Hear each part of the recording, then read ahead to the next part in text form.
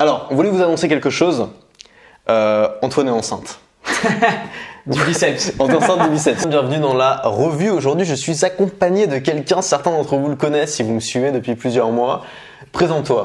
Salut à tous. Je m'appelle Antoine, vous me connaissez déjà, on a déjà fait pas mal de vidéos ensemble avec Antoine. Je suis coach sportif, j'ai 27 ans, j'ai une chaîne qui parle de développement musculaire personnel et de travail sur son hygiène de vie et ses habitudes, comme tu le sais, pour pouvoir passer au niveau supérieur en termes d'entraînement et de réalisation de soi. Je vous invite vraiment à aller voir sa chaîne. C'est pas des conseils balancés au hasard comme le font beaucoup de gens. T'es un vrai coach sportif, t'as une vraie formation là-dedans, tu donnes des conseils pertinents et tu sais bien les expliquer. Moi, je trouve ça vachement bien et je pense que sa chaîne va vraiment décoller ces prochains mois. Juste avant, juste un petit rappel sur la formation Libre en 2017. C'est les derniers jours pour profiter du tarif de lancement. Vous avez été super nombreux à la démarrer. Je crois que c'est le meilleur lancement de l'histoire de ma chaîne en termes de nombre de personnes qui ont démarré la formation. Donc merci à tous ceux qui ont commencé. Si vous l'avez fini, n'hésitez pas à m'envoyer un petit feedback, soit en commentaire de la vidéo, soit par mail. Et la deuxième chose que je voulais vous dire, c'est qu'on va changer probablement les horaires de publication, les jours de publication. Au lieu de faire, comme j'ai fait jusque-là, lundi, mercredi, vendredi, on va probablement publier mardi, jeudi et samedi. Premièrement parce que c'est plus simple pour moi pour m'organiser, ça me laisse mon week-end de libre, et deuxièmement parce que je trouve ça assez sympa d'avoir une vidéo plus longue le samedi, ce sera justement la revue. Je voulais vous annoncer quelque chose d'autre qui est un peu plus cohérent avec ce qu'on fait. C'est un deal qu'on a mis au point, je trouve que c'est une très bonne idée, c'est toi qui l'avais proposé je crois.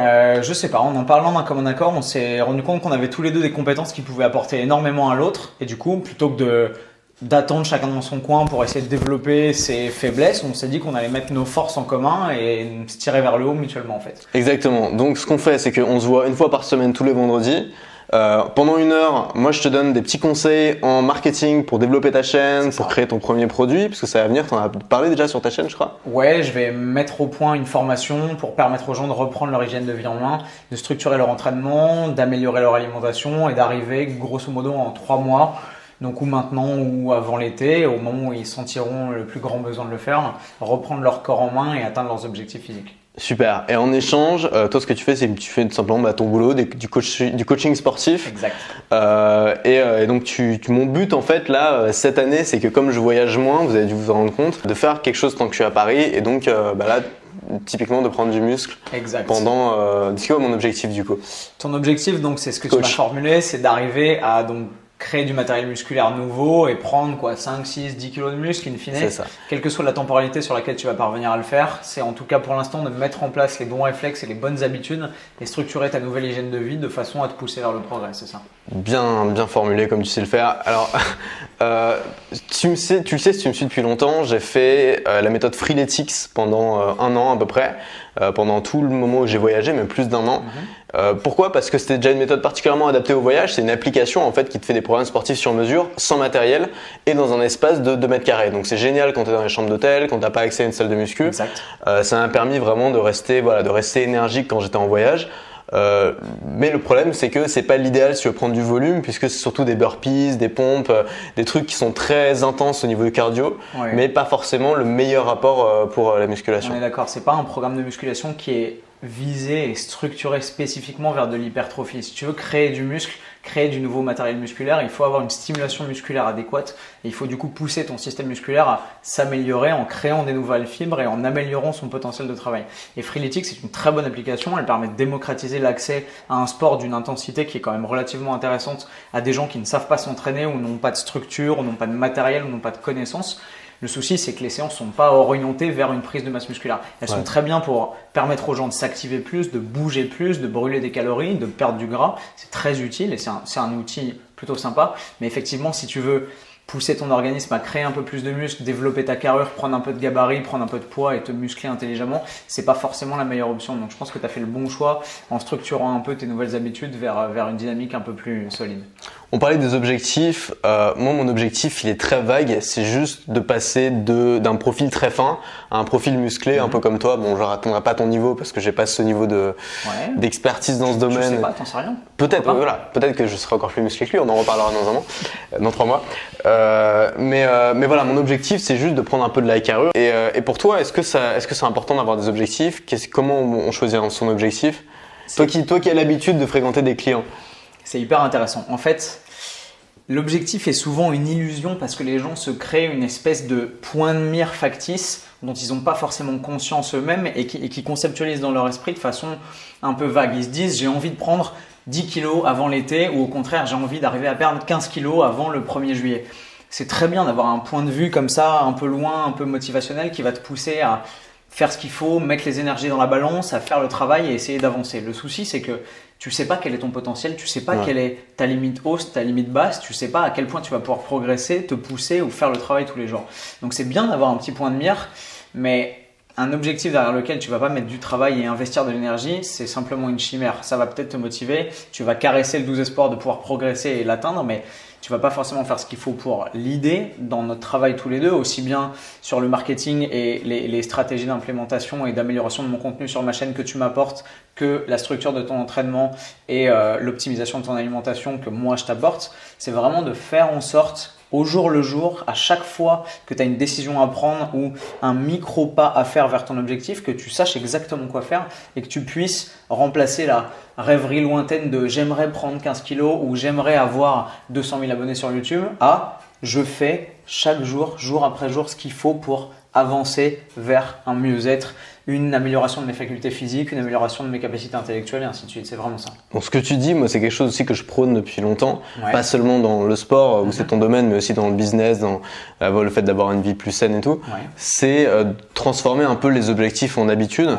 C'est aussi la thématique de la chaîne de Gabriel Clément, qui est la personne que je coach, tu m'as dit ça, qui est mon pote maintenant depuis un moment.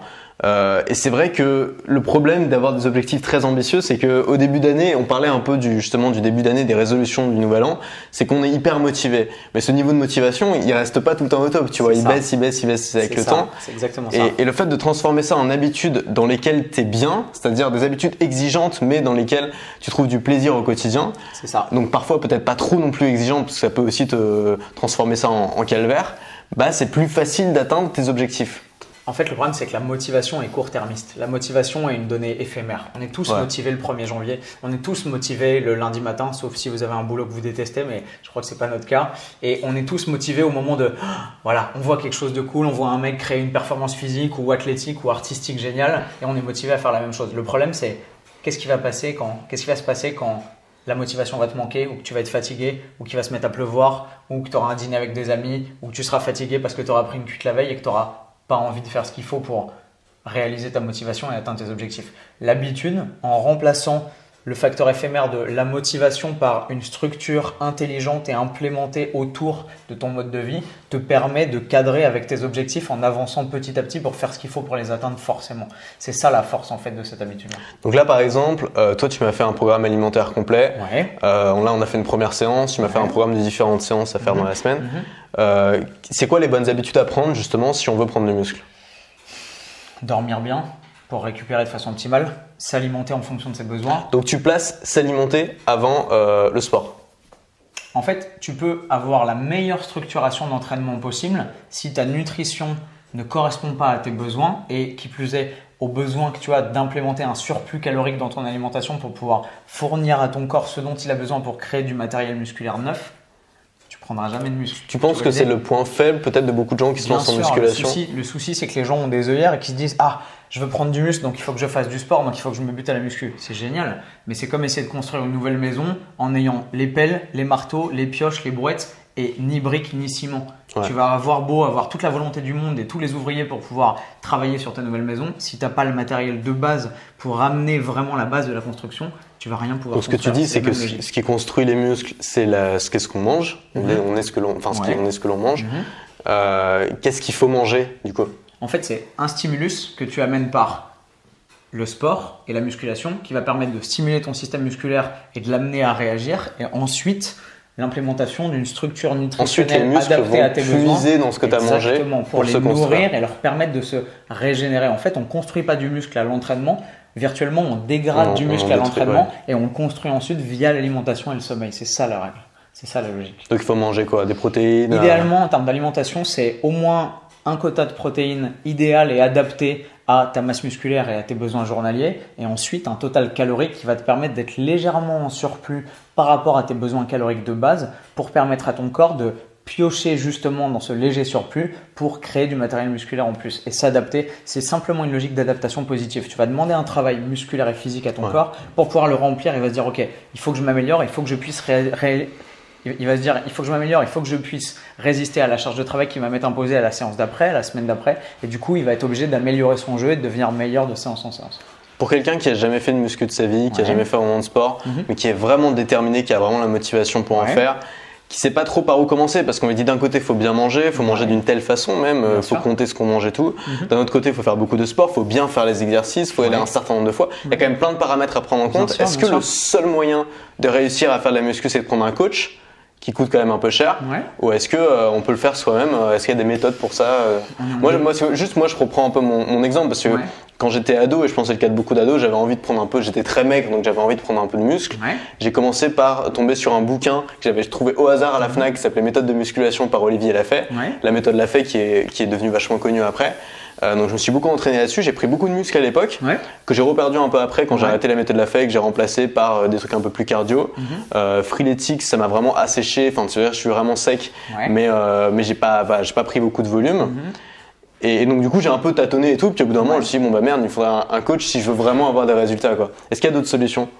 On est en 2017 Antoine, il y a aujourd'hui de façon accessible, gratuite et directe 1001 méthodes pour pouvoir avoir accès à de l'information de qualité plus ou moins variable, mais les contenus sont quand même là. Il faut faire cette recherche et cette démarche personnelle que tu as faite, mais il faut aller un peu à la recherche des idées, des infos, et je crois que le plus important dans cette dynamique-là, c'est les basiques. Quels sont les grands principes qui te permettent de te construire, que ce soit intellectuellement, mentalement, physiquement? C'est toujours les mêmes principes. C'est arriver à comprendre les grands facteurs qui te permettent de t'améliorer. En termes de musculation, c'est avoir un entraînement structuré qui va te permettre de stimuler de l'hypertrophie musculaire, avoir une alimentation adaptée à tes besoins avec un léger surplus calorique et abaisser le plus possible ta dose de stress et améliorer le plus possible ta récupération via une qualité de vie optimale et un niveau de sommeil optimal par rapport à tes besoins. Terminé. Ensuite, quelle que soit la méthode que tu vas choisir, quel que soit le régime alimentaire que tu vas choisir ou la méthode de musculation que tu vas choisir, à partir du moment où ces paramètres-là sont remplis, le taf est fait. Après, tu peux t'intéresser plus ou moins à la méthode Lafay, plutôt à Freeletics, plutôt au CrossFit. Il y a 1001 façons d'arriver virtuellement aux mêmes objectifs. Une fois que tu as compris les basiques, tu es forcément sur la voie du progrès. Je voudrais qu'on parle un tout petit peu d'alimentation, parce que c'est quand même un des sujets à mon avis avec lequel on peut avoir le plus de difficultés. Sachant que comme tu dis, on peut se former soi-même aujourd'hui sur internet, sur plein de domaines. Sur internet et même ailleurs, on entend vraiment tout et son contraire sur l'alimentation. D'un côté, tu as les coachs comme toi qui sont assez modérés et qui donnent des trucs qui sont assez connus quand même globalement. De l'autre côté, tu as genre les coachs un peu extrêmes qui disent faut bouffer que ça, supprimer tous les glucides, bouffer que des protéines, régime paléo et compagnie.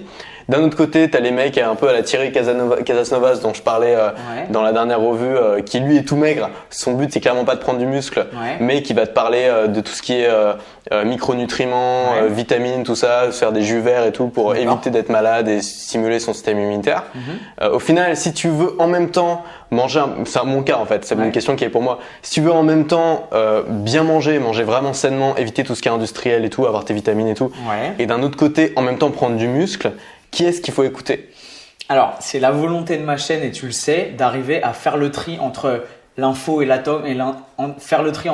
l'intox qu'on retrouve dans les médias, dans les magazines féminins, sur les chaînes un peu racoleuses, et d'arriver à permettre aux gens de s'alimenter l'esprit avec des informations qui sont vérifiées, scientifiquement fiables, appuyées sur des faits réels, l'expérience du terrain, mon expérience de coach et l'expérience de mecs qui sont beaucoup plus expérimentés que moi et qui sont dans ce système et dans ce jeu social là depuis bien plus longtemps. Mais il y a des informations qui sont des bonnes bases et qui sont toujours fiables. Avoir son quota en protéines, avoir une bonne répartition lipidique pour soutenir son système musculaire, son système hormonal, la production de nouvelles cellules et ainsi de suite. Avoir un quota de glucides qui permet de remplir tes objectifs en termes sportifs, qui te permet de supplémenter ton énergie au cours de tes séances et au cours de tes journées. Il y a des bases qui sont cohérentes. Le but de ma chaîne, c'est justement de faire le tri entre les bonnes et les mauvaises informations et de permettre aux gens clés en main d'arriver à se former et à s'améliorer dans leur recherche personnelle de construction d'une nouvelle hygiène de vie. J'ai fait, si vous l'avez vu, c'est génial. Si vous ne l'avez pas vu, vous pouvez peut-être aller voir une vidéo qui s'appelle « Manger sainement en 3 minutes » qui dure en fait 6 minutes. C'est un peu une escroquerie, mais voilà. C'était l'idée pour répondre à toutes ces questions que tout le monde se pose. Mais alors, je suis démuni, je comprends pas. Qu'est-ce qu'il faut manger ? Parce que les gens se posent cette question de façon C'est profonde vrai, c'est normal, et hein. authentique. Ils sont démunis par rapport, comme tu l'as dit, au trop plein d'informations et ils savent pas quoi faire. Dans ma vidéo, et c'est vraiment l'approche que j'ai avec tous mes clients, que j'ai eu avec toi. Et plus toi, tu t'informes sur ce qu'il faut manger, plus tu es perdu parce que plus tu entends des sources différentes qui disent tout et son contraire. Le but dans ces cas-là, c'est de faire preuve de recul, de faire preuve de pragmatisme et je pense de revenir au basique.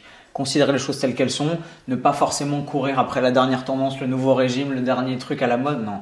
Revenir aux choses simples. Voilà. Des aliments sains, le plus naturel, le moins transformé possible, en fonction de tes besoins, en fonction de tes objectifs. Et aussi c'est important de préciser que on n'a pas tous les mêmes besoins. Bien sûr. Par exemple, un mec qui a plutôt un métabolisme rapide, qui est plutôt fin comme moi, et comme c'était un peu ton cas au début, comme tu me l'as dit, va pas avoir les mêmes besoins qu'un mec qui a plutôt tendance à prendre du gras au-dessus de fille. On est tous différents, on a tous des gabarits différents. Un mec qui fait 50 kilos a pas les mêmes besoins caloriques qu'un mec qui en fait 90. Donc l'idée c'est quoi? C'est de tester sur soi différents régimes? Alors l'idée c'est ou de passer par une méthode scientifique qui va te permettre de calculer tes besoins de façon très précise, ou alors d'y aller en tâtonnant un peu plus. Par exemple, dans ma vidéo, j'explique une méthode qui est toute bête, qui est de calculer ses apports grâce à la paume de la main, en calculant une portion de protéines, par exemple, sur la taille de la paume, une portion de légumes sur le volume de la main fermée, et ainsi de suite. Il y a plein de méthodes qui te permettent d'avoir du bon sens et d'avoir vraiment une emprise efficace et cohérente sur le long terme avec ta pratique alimentaire. Bon, on va pas trop rentrer dans les détails parce qu'on peut en parler pendant des heures. Moi, ce que je propose, c'est qu'on fasse le test tout simplement. Tu vas sortir ta formation probablement dans 3 mois. Moi, j'aimerais être un peu ton cobaye. Avec grand plaisir. Tu vas me coacher à fond, bien comme il faut, en faisant un programme alimentaire et tout comme tu fais pendant 3 mois. Aujourd'hui, je pèse, en tout cas, là, je dois peser un petit peu plus, mais il y a une semaine avant de commencer, 54 kilos. je faisais 53,5 kg, ce qui est très léger, parce que notamment au Pérou, j'ai été malade, j'ai perdu beaucoup de poids que j'ai pas récupéré, j'ai beaucoup de mal à prendre du poids de manière générale, et donc mon but, c'est d'atteindre au moins 60 kg. En prenant du muscle, donc pas en bouffant n'importe quoi, en continuant à manger sainement, si possible en évitant la viande, c'est toujours mon objectif. Et je pense que c'est possible. Et donc l'idée c'est de faire le test. J'ai aussi fait une photo avant, je vous montrerai une photo avant-après.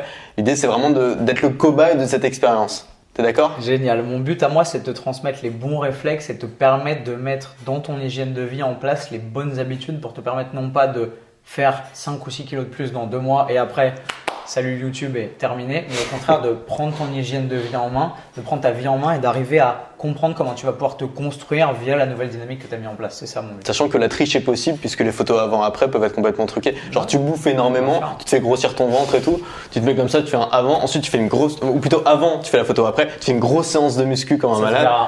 On ne triche pas avec la réalité des choses, on ne triche pas avec… Je veux dire, tu peux tricher sur une photo avant-après. Tes abonnés, ils te voient. En 3 vidéos par semaine, je pense que au bout d'un moment. Tous les 3 jours, les gens voient si tu as maigri, si tu as plutôt minci, si tu es en forme physique, si tu as l'air fatigué, si tu as de l'énergie, si tu es dynamique. Les gens le savent, ils te connaissent, ils savent comment tu réagis, comment tu te comportes. Ça se verra, tu vas être quelqu'un de nouveau forcément. Donc dites-moi en commentaire si j'ai pris du muscle, ça m'intéresse. Soyez exigeant avec lui, il le sera avec vous.